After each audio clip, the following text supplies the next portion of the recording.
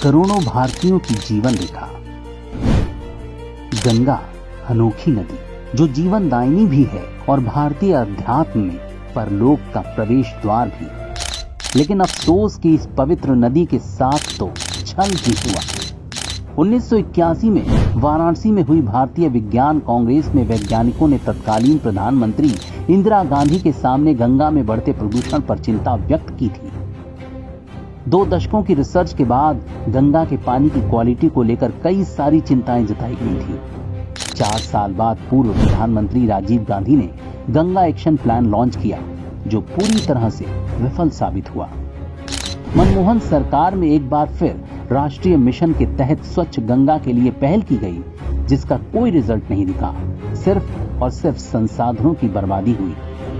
इसी दौरान Thames, Danube और राइन जैसी नदियों के कायाकल्प का भारत गवाह बनता रहा, लेकिन गंगा जहरीली ही रह गई।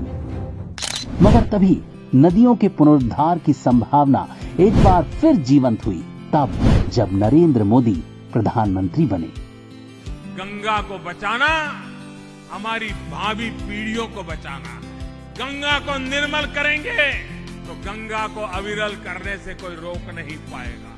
इस पहल के तहत गंगा के संरक्षण के लिए जमीन से हटकर समाधान तलाशे गए। सामाजिक बदलाव की तरफ ध्यान दिया गया।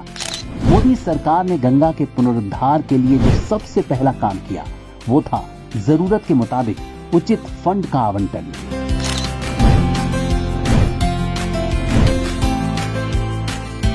सरकार ने नदी में गिर रहे अनट्रीटेड सीवेज पर भी बहुत ध्यान दिया।